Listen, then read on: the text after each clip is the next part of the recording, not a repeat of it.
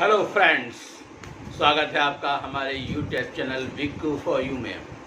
आज हम आपको बताने वाले हैं हाउस और लैंड प्रॉपर्टीज़ के बारे में। जैसा कि हमने आपसे अपने पिछले वीडियो में वादा भी किया था, हम आज आपको बताएंगे कि हाउस, रेडीमेड हाउस खरीदा जाए, रो हाउसेस खरीदे जाएँ या लैंड खरीद कर उस पर हम अपना हाउस कंस्ट्रक्ट कराएँ। तो हम आपको दोनों चीज़ के बारे में बारी बारी से बताएंगे फ्रेंड्स। सबसे पहले हम लैंड्स पर आते हैं। सपोज़ आपने, जैसा कि हमने पिछले वीडियो में आपको बताया था, कुछ सावधानियाँ, कुछ प्रिकॉशंस, उसके साथ आपने लैंड परचेज़ कर ली। परचेज़ करने का मतलब हुआ कि आपने खसरा खतौनी चेक करा ली, आपने सेल डीड और टाइटल की चेन पीछे चेक करा ली। उसके बाद आपने उनसे एक नई सेल डीड की और सेल डीड के बाद फिर आपने अपना रेवेन्यू रिकॉर्ड्स में नाम भी दर्ज करा लिया। ठीक है। उसके बाद अब आपको सोचना है कि हमें इस पर कंस्ट्रक्शन करना है, तो उसके स्टेप्स होंगे। आपको किसी आर्किटेक्ट से या किसी सिविल इंजीनियर से, या अगर आपके पास खुद नॉलेज है तो आपको एक अच्छा मैप बनाना होगा। ठीक है। और मैप बनाने के बाद अगर आपके पास टाइम है या आपके परिवार में ऐसे लोग अवेलेबल हैं जो अपना समय दे सकते हैं, तो फिर आप किसी कॉन्ट्रैक्टर को, या डायरेक्ट मंडियाँ होती हैं, हर शहरों में मंडियाँ होती हैं। आप अगर शहर में नए हैं तो आप ढूंढने, आपको मिल जाएगी, कहीं ना कहीं ऐसी मंडियाँ होंगी। या आप विलेज एरियाज़ में जाएंगे, वहाँ पूछेंगे, पता चल जाएगा। वहाँ से आपको लेबर और मिस्त्री, राजगीर मिस्त्री जो होते हैं, वो मिल जाएंगे। सपोज़ आपका 1000 स्क्वायर फीट का प्लॉट है, उस पर आपको कंस्ट्रक्शन कराना है और आप चाहते हैं कि हमारा 7-8 महीने में काम पूरा हो जाए। एक चीज़ देखिए, बहुत क्लियर है कि आप कभी ये मत सोचिएगा कि हम अपना 1000 स्क्वायर फीट का मकान करा रहे हैं तो उसको हम 3 महीने में पूरा करा लेंगे। ऐसा नहीं हो सकता। उसके स्टेप्स हैं, प्रोसेसेस हैं। कुछ जगह है जिनको कि पक्का होने में, सूखने में टाइम लगता है। तो आप मान के चलिए कि अगर 1000 स्क्वायर फीट का आपको अच्छा मजबूत घर बनवाना है तो आपको 7 महीना 8 महीने का समय देना ही पड़ेगा। ठीक है। और जल्दीबाजी करेंगे तो कमज़ोर घर बनेगा। ठीक है। तो अब आपको उसके लिए 2 या 3 मिस्त्री और 4 या 5 लेबर आपको हायर करना पड़ेगा। और फिर आप उस मैप के हिसाब से पहले फाउंडेशन बनेगी, फिर दीवारें बनेंगी, फिर उसकी शटरिंग होगी। उसके बाद शटरिंग खुलने के बाद प्लास्टर का वर्क होगा, इलेक्ट्रिकल वर्क होगा। ठीक है। सैनिटरी वर्क होगा, फिर उस पर पुट्टी होगी, प्लास्टर के बाद पुट्टी होगी, फिर कलर होगा, फॉल सीलिंग का और डेकोरेशन का जो वर्क आपने सोचा है वो कराएंगे। ठीक है। अगर आप एलिवेशन कुछ अच्छा देना चाहते हैं तो वो सब कराएंगे। ये सब मिला जुला के आपका काम होगा। ठीक है। जैसा कि मार्केट में रेट है, अगर आप ये किसी कॉन्ट्रैक्टर को देते हैं जो कि विथ मटेरियल पूरा काम कर सकता है। ठीक है। मतलब आपको कुछ नहीं करना है, बस आपको समय समय पर जा करके देख लेना है क्या सीमेंट, क्या ईंटा, क्या बालू है, ये सब वो कॉन्ट्रैक्टर मंगाएगा। तो उस पर जो एक ठीक ठाक अच्छे मकान का आज की डेट में एक अच्छे कॉन्ट्रैक्टर का रेट है, वो मान के चलिए कि 16 लाख से 17 लाख के बीच का अमाउंट आता है अच्छा मकान बनाने का। अगर आप थोड़ा सा उसमें कुछ चीज़ों पे कम्प्रोमाइज़ करना चाहते हैं कि फॉल सीलिंग आप कम कर रहे हैं, ठीक है, या और भी उसमें कुछ कंपोनेंट्स होते हैं, प्लास्टर की मोटाई है, जगह जगह बीच की जो वॉल्स हैं उनकी मोटाई, उन पर आप कम्प्रोमाइज़ करते हैं, तो ये अमाउंट कम होकर के 1 लाख, 2 लाख, 3 लाख और नीचे भी आ सकता है। वो आपके और उसके नेगोशिएशन और आपकी उसकी इच्छा पर है। ठीक है। तो ये 6 to 7 मंथ की ये पूरी प्रोसेस रहेगी और आपका मान के चलिए कि ये बजट जाएगा। ठीक है। इसमें कभी कभी क्या होता है कि हम लोग सोचते हैं कि मकान बहुत मजबूत बनवाया जाए, ऐसा मकान बनाया जाए कि वो हिले ही ना। तो हम लोग उसमें बहुत ज़्यादा सीमेंट और बहुत ज़्यादा क्या कहते हैं चीज़, छड़, सरिया, ये सब लगा देते हैं। ठीक है। अच्छी बात है, मजबूत होना चाहिए, पर कुछ चीज़ें ऐसी होती हैं, जैसे हमको मकान 10 मंजिला बनवाना है, उसके हिसाब से तो हम छड़ और सरिया या सीमेंट डाल रहे हैं। पर अगर हमको 2 ही मंजिला मकान बनवाना है तो उसके लिए भी एक है कि इतना आप रेशियो में सीमेंट और सरिया रखेंगे तो आपका घर मजबूत बना रहेगा, टिकाऊ रहेगा सैकड़ों साल तक। ठीक है। तो उसको समझते हुए अगर आप बनाएंगे तो ये आपका 15, 16, 17 लाख में बढ़िया मकान नंबर 1 का बन करके 1000 स्क्वायर फीट का तैयार हो जाएगा। ठीक है।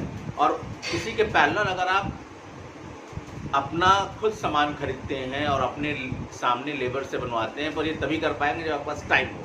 ठीक है। या आपके घर में ऐसे लोग हो जो उसको देख सकते हो, तो ये कॉस्ट काफ़ी कम हो जाएगी। पर डिपेंड ये करेगा कि जब कॉन्ट्रैक्टर कर रहा था तो कॉन्ट्रैक्टर क्या कर रहा था, कॉन्ट्रैक्टर आपसे कॉन्ट्रैक्ट किया और आपका 2 मंजिल 3 मंजिल का मकान सोच करके उसी रेशियो में वो सीमेंट, बालू और सरिये का इस्तेमाल कर रहा था। पर जब हम बनवाते हैं, जो लैंड का मालिक है वो खुद बनवाता है, तो कभी कभी वो थोड़ा सा मजबूती पर ज़्यादा फोकस कर देता है और सीमेंट और सरिया की क्वांटिटी ज़्यादा हो जाती है, जिससे कि कॉस्टिंग बढ़ जाती है।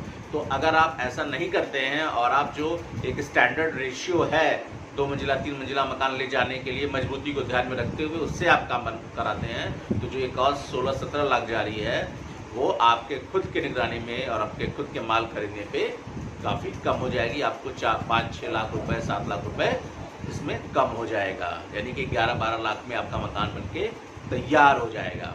ठीक है, अब हम बात करते हैं readymade, ready to move house की या रो हाउसेस की। ठीक है, जो कई शहरों में आजकल काफ़ी ज़्यादा प्रचलन में है, और चूंकि लोग जॉब कर रहे हैं उनके पास टाइम नहीं है या उनको आइडिया नहीं है कि मिस्त्री कहाँ मिलेगा, बिजली का मिस्त्री कहाँ मिलेगा, पानी वाला प्लम्बर कहाँ मिलेगा, ठीक है, कौन धूप में खड़ा रहेगा नहीं खड़ा रहेगा, तो वो लोग इस पर काफ़ी ज़्यादा रिलाई कर रहे हैं, डिपेंड कर रहे हैं। ठीक है, तो अच्छी बात है, ये फैसिलिटी है, एक नया प्रॉपर्टी का मार्केट क्रिएट हुआ है इससे, तो अच्छी बात है, इसमें लेना चाहिए। पर लेने से पहले कुछ बातें हैं जिसको आपको समझना पड़ेगा। जैसे अगर आप एकदम फिनिश्ड मकान में जा रहे हैं, तो जब आप सर्च कर रहे हैं तो उस समय कोशिश करिए ऐसा मकान आपको दिखाई दे जिसमें कि अभी कंस्ट्रक्शन होना स्टार्ट हो रहा है। ठीक है, और आपके सामने उसका कंस्ट्रक्शन हो, तो आप अपने हिसाब से उसमें समय समय पर जाके देखते रहेंगे कैसा मटेरियल यूज़ हो रहा है और क्या क्वालिटी उसकी हो रही है, फिनिशिंग कैसी आ रही है। ठीक है, अगर आप एकदम रेडी टू मूव जो पूरा फिनिश्ड है वैसा मकान लेते हैं तो आपको पता नहीं चलेगा कि इसमें उन्होंने अंदर क्या किया है। जैसे मैं आपको बता रहा हूँ कि मकान में जो उसके बिल्डर्स होते हैं, कभी कभी, सभी नहीं पर बहुत सारे ऐसे हैं जो ऐसा काम कर लेते हैं। मैंने ऐसे मकान अपनी आंखों से देखे हैं। आप भी अगर एरियाज़ में सर्च करेंगे जो अंडर कंस्ट्रक्शन है, और वो अंडर कंस्ट्रक्शन नहीं बेचते हैं वो बिल्डर, बल्कि रेडी टू मूव बेचते हैं, तो उनके अंडर कंस्ट्रक्शन वाले हाउस जब देखेंगे तो इन चीज़ों को आप पाएंगे। नंबर 1, आप देखेंगे कि वो फाउंडेशन ब्रिक वर्क कंप्लीट नहीं करते हैं, मतलब उन्होंने पिलर्स डाली, पिलर्स पे बीम डाली, और जो नींव है, जो नींव भरना एक बहुत ज़रूरी मकान की स्ट्रेंथ के लिए होता है, उसमें वो बस जगह जगह ईंटे के कुछ ब्रिक्स पिलर्स डाल देते हैं, पूरी वॉल नहीं खड़ी करते हैं नींव में फाउंडेशन की, और उससे अपनी कॉस्ट कटिंग कर लेते हैं। ठीक है, और ये मकान भी चलता है, पर अगर कभी कुछ नेचुरल कैलेमिटी आई, अर्थक्वेक वगैरह आया, तो उसमें इसके लिए रिस्क हो सकता है। ठीक है, उनकी जो वॉल्स होती हैं, वॉल्स की थिकनेस जैसी स्टैंडर्डाइज्ड होनी चाहिए जगह जगह पे, वो नहीं होती है। जैसे अगर हमारी आउटर वॉल है जो थोड़ा सा सिक्योरिटी कंसर्न है जहाँ पे, वहाँ हमें उसको 9 इंच का रखना चाहिए, वहाँ पे वो उसको 4.5 इंच या 3 इंच का भी कर देते हैं। ठीक है, पिलर्स की जो साइज़ जहाँ पे 9x9 होनी चाहिए, ठीक है, वहाँ पे उसको 5x5 कर देते हैं, कॉस्ट कटिंग कर लेते हैं। पिलर्स में जो सरिया पड़ती है, सरिया में बीच बीच में फ्रेम डाले जाते हैं। अगर स्टैंडर्डाइज्ड है कि फ्रेम हमको 10 इंची पे डालना है, तो वहाँ 25 इंची पे डाल के अपनी कॉस्ट कटिंग कर लेते हैं। रेशियो सीमेंट और बालू का या मोरंग का जो रहता है, वो भी उनका जो स्टैंडर्डाइज्ड है उससे बहुत ही पुअर हो जाता है। अगर स्टैंडर्ड रेशियो है कि हमको 1 बोरी सीमेंट के साथ इस काम के लिए 4 बोरी मोरंग मिलाना है, तो हो सकता है वो 8 बोरी मिला रहे हो। ठीक है, जो अलग अलग कंस्ट्रक्शन के पोर्शन होते हैं, मतलब ब्रिक वर्क, प्लास्टर, शटरिंग, उसके लिए सीमेंट के ग्रेड होते हैं कि इस ग्रेड का सीमेंट उनको यहाँ यूज करना है, उस पर भी वो कंप्रोमाइज़ कर लेते हैं। ठीक है, तो और जो ब्रिक्स होती हैं, ब्रिक्स हम लोग चाहते हैं कि नंबर 1 की ब्रिक्स हर जगह लगे, जो एकदम लाल हो और लोहे की तरह टन टन करती हो, पर उसमें भी वो लोग कंप्रोमाइज़ कर लेते हैं, 2M दर्जे की या 3रे दर्जे की ब्रिक्स का इस्तेमाल कर लेते हैं। और कई बिल्डर तो इतने अच्छे होते हैं, इतने महान होते हैं कि वो कहीं कोई खंडहर या पुराना मकान टूट रहा है, तो उससे जो पुरानी ईंटें निकल रही हैं उसका इस्तेमाल कर लेते हैं। ठीक है, तो मेरा कहने का मतलब ये नहीं है कि सारे जो बने बनाए मकान बिक रहे हैं वो ऐसे हैं, पर कुछ हैं बिल्डर्स जो ऐसा करते हैं। ठीक है, तो इसलिए आपको अपनी आँख और नाक और कान और ज्ञान सब खोल के रखना है और देखना है कि आपके साथ ऐसा धोखा ना हो। ठीक है, तो सबसे पहली बात क्या है कि अगर आपके पास टाइम है, ठीक है, आप या मैनेज करा सकते हैं इस चीज़ को, तो आप खुद कंस्ट्रक्शन कराएं। नहीं करा सकते हैं, आपके पास टाइम नहीं है, मौका नहीं है, आप अजनबी शहर में हैं, तो ठीक है, आप रेडी टू मूव हाउस ले लीजिए, पर उसको अपने सामने कंस्ट्रक्शन करा के लीजिए, ठीक है।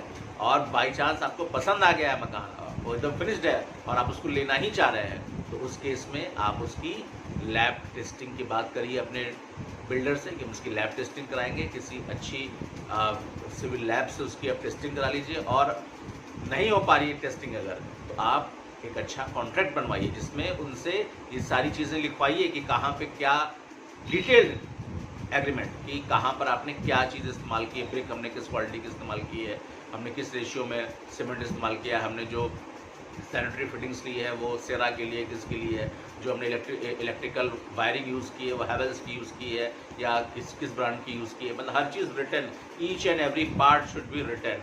और उसके साथ उसका कंडीशन भी कि अगर ऐसा नहीं है, अगर ऐसा पाया जाता है कि आपने जो इसमें लिखा है उसका वायलेशन इसमें है, तो उस केस में आपको क्या हर्जाना वो बिल्डर देगा, ठीक है, और कैसे देगा, ये चीज़ें रिटर्न आपके पास रहनी चाहिए। अगर आप ऐसा करेंगे तो आप प्रॉपर्टी में होने वाले फ्रॉड से बचेंगे, ठीक है दोस्तों। तो उम्मीद है कि हमारा ये वीडियो आपको पसंद आया होगा और आप जल्द ही अपना मकान बनाकर या खरीद कर उसमें रहेंगे, ठीक है। Thank you, all the best, नमस्ते।